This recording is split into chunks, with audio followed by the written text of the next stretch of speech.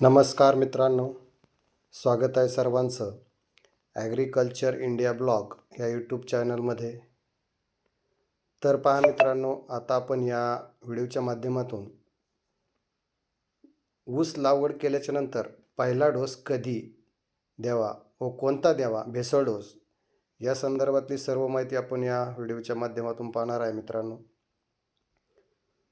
तर आपण व्हिडिओ नक्की शेवटपर्यंत पहा, म्हणजे खूप छान सुंदर माहिती आपणाला या व्हिडिओच्या माध्यमातून मिळेल.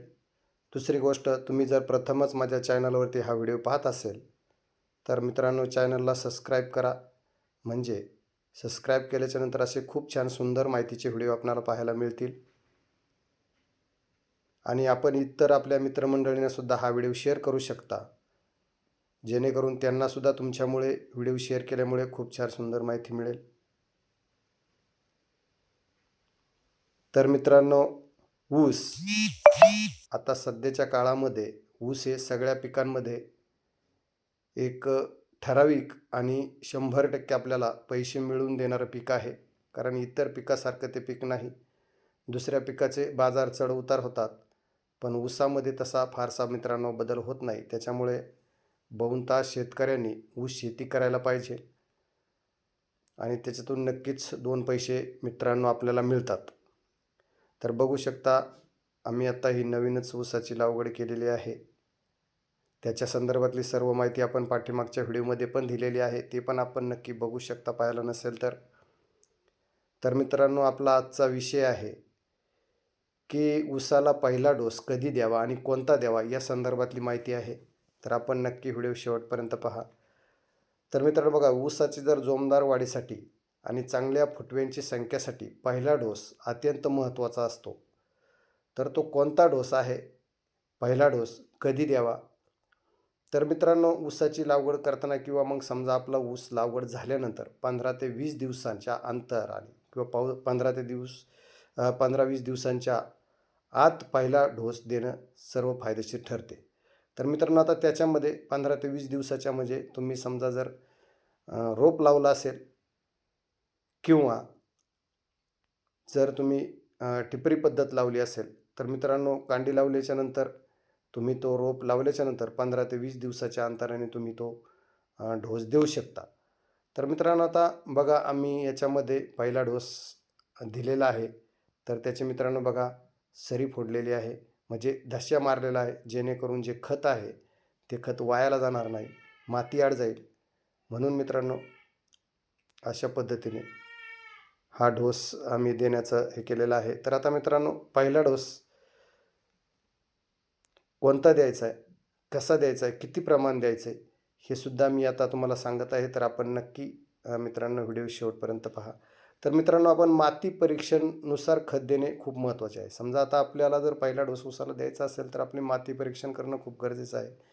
म्हणजे माती परीक्षण केल्याच्यानंतर आपल्याच्या लक्षात येईल आपल्या शेतीमध्ये, आपल्या जमिनीमध्ये कशाची कमतरता आहे. त्या पद्धतीने मित्रांनो आपल्याला तो डोस देता येईल. त्याच्यामुळं माती परीक्षण करणं खूप फायद्याचं आहे. तर चला मित्रांनो, आता पारंपरिक पद्धतीने आपण कोणतं खत द्यायचं आहे, तर आता डी ए पीच्या 2 बॅग द्यायच्यात, म्हणजे 100 किलो 50-50 किलोची बॅग असते, त्या 2 बॅगा द्यायच्यात. त्याच्यानंतर म्युरेट ऑफ पोटॅश, त्याची मित्रांनो 1 बॅग द्यायची 50 किलोची. युरियाची 1 बॅग द्यायची 50 किलोची. गंधक मित्रांनो याची 10 किलोची 1 बॅग द्यायची आपल्याला, त्याच्यात मिश्र करायचं आहे. दुसरं मित्रांनो 10-26च्या 3 बॅगा द्यायच्या आहेत. युरियाची 1 बॅग त्याच्यामध्ये परत मिक्सचर करायची आहे आणि गंधक 10 किलो. अशा पद्धतीने मित्रांनो आपल्याला हा भेसळ डोस तयार करायचा आहे आणि तो आपल्या ऊसासाठी द्यायचा आहे. तर मित्रांनो, आता याच्यामध्ये महत्त्वाचं काय, सूक्ष्म अन्नद्रव्ये आणि कीड नियंत्रण हे सुद्धा त्याच्याबरोबर आपल्याला देणं खूप गरजेचं आहे. तर ते कसं द्यायचं ते पण आपण पाहूया. तर मॅग्नेशियम सल्फेट 10 किलो, म्हणजे याच्यामुळं काय होतं, पानाच्या हिरवेपणासाठी याचा खूप फायदा होतो. झिंक सल्फेट 5 ते 10 किलो. दाणेदार कीटकनाशक, दाणेदार जे कीटकनाशक आहे मित्रांनो ते सुद्धा आपल्याला याच्यात द्यायचं आहे. तर उदाहरणार्थ पटेरा 4 किलो किंवा मग रिंचंट 5 किलो. हे कशासाठी चालतं मित्रांनो, तर हे हुमणी किंवा ते खोडकिडा जे असतो, ऊसाच्या, त्याच्यासाठी हा आपल्याला मित्रांनो त्याच्यामध्ये हा द्यायचा आहे.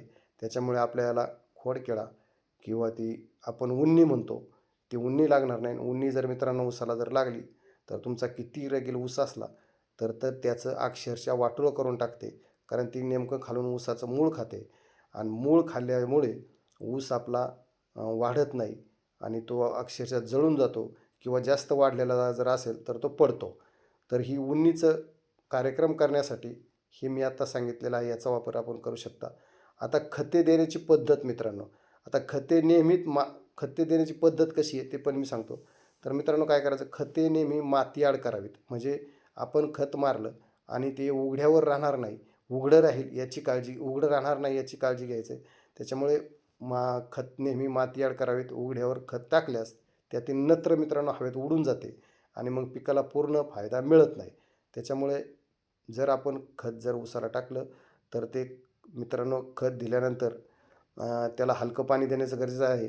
पण त्यासाठी मित्रांनो ते खत मातीआड जाणं गरजेचं आहे. मग त्याच्यासाठी तुम्ही साईडनी त्या ऊसाला माती लावू शकता किंवा मध्ये त्याच्यामध्ये अवजार हाकून ते मातीआड करू शकता.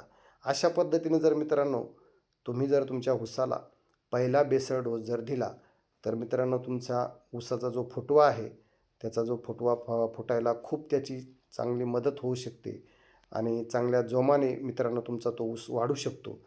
तर मित्रांनो दुसरी गोष्ट, याला ठिबकद्वारे पाणी आपण देऊ शकता. जर प्रत्येक सरीमध्ये जर तुम्ही ठिबकचा पाईप काढला, एका सरीला 2 पाईप काढले, त्याला कॉक जर केले आणि सगळ्या याला जर तुम्ही मित्रांनो सारखं पाणी जर सोडलं तर मित्रांनो त्याला पाहिजे तेवढंच पाणी मिळणार आहे. जास्त पाणी त्याला होणार नाही किंवा कमी पाणी होणार नाही.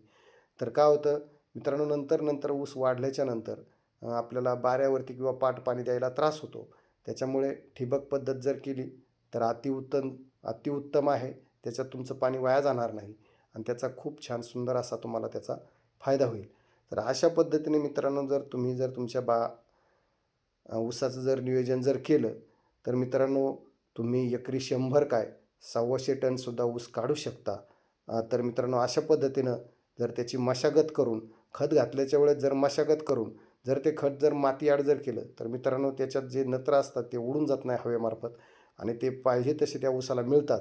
त्याच्यामुळे अशा पद्धतीने जर मित्रांनो आपण जर हे केलं, बेसळ डोस जर दिला तर त्याचा तुमच्या ऊसासाठी खूप छान सुंदर असा फायदा होणार आहे.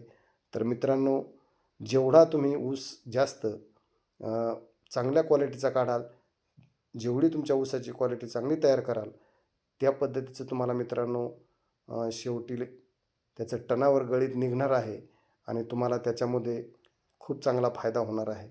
तर अशा पद्धतीने जर मित्रांनो आपल्या ऊसाची नियोजनाची जर काळजी जर घेतली तर खूपच छान सुंदर तुम्हाला मित्रांनो त्याच्यामध्ये इन्कम मिळू शकतं. आणि ऊस असं पीक आहे सहजासहजी इतर रोगांना ते बळी पडत नाही. पण ते बळी कोणत्या रोगाला पडतं तर ते म्हणजे उन्नी आणि लोखरी मावा याच्यासाठी मित्रांनो ऊसाला ते बळी पडतं. तर याच्यासाठी आपण जर वेळोवेळी त्या पद्धतीच्या कीटकनाशक किंवा फवारण्या किंवा पाण्यातून औषधं सोडली तर मित्रांनो ह्या समस्या उद्भवणार नाही. तर अशा पद्धतीचे मित्रांनो ह्या व्हिडिओच्या माध्यमातून मी आपणास माहिती देण्याचा प्रयत्न केलेला आहे. तर माझा हा व्हिडिओ आपणाला कसा वाटला नक्की एक कमेंट करून सांगायचं आहे. तर मित्रांनो माझ्या चॅनलवरती असे माहितीचे खूप व्हिडिओ आहेत, ते सुद्धा आपण चॅनलला सबस्क्राईब करून पाठीमागे जाऊन पाहू शकता. खूप छान सुंदर माहितीचे व्हिडिओ आहेत. तर मित्रांनो हा व्हिडिओ मी खास आपल्या शेतकरी बांधवांसाठी बनवलेला आहे. तर जेवढे माझे शेतकरी बांधव हा व्हिडिओ पाहतील त्यांनी प्लीज चॅनलला सबस्क्राईब केलं नसेल तर चॅनलला सबस्क्राईब करा, म्हणजे तुम्हाला खूप छान सुंदर माहिती मिळेल. दुसरी गोष्ट, तुम्ही हा व्हिडिओ तुमच्या मित्रमंडळींना शेअर पण करू शकता, म्हणजे त्यांनासुद्धा ह्या व्हिडिओच्या माध्यमातून खूप छान सुंदर माहिती मिळेल. आणि मित्रांनो हा व्हिडिओ खूप उपयुक्त आहे सर्वांसाठी. तर असेच माझे नवनवीन व्हिडिओ पाहण्यासाठी चॅनलला सबस्क्राईब करा एवढी सर्वांना विनंती करतो. आणि लाईक करा. आणि मित्रांनो लाईक केल्याच्या नंतर पुढे हाईप करायला पण विसरू नका. हाईप केल्यानं तुमचा एक पॉईंट मिळेल आणि त्या पॉईंटनी यूट्यूब आणखीन 4 लोकांकडे हा व्हिडिओ पाठवेल. तर असो मित्रांनो, अशा पद्धतीची मी माहिती देण्याचा प्रयत्न केलेला आहे. तर मी माझा हा व्हिडिओ इथे समाप्त करतो. जय हिंद, जय महाराष्ट्र. तर मित्रांनो, ही जी ऊसाची जात आहे ही 265 ही ऊसाची जात आहे आणि खूप छान सुंदर असं मित्रांनो ह्या ऊसापासून गळीत निघत आहे.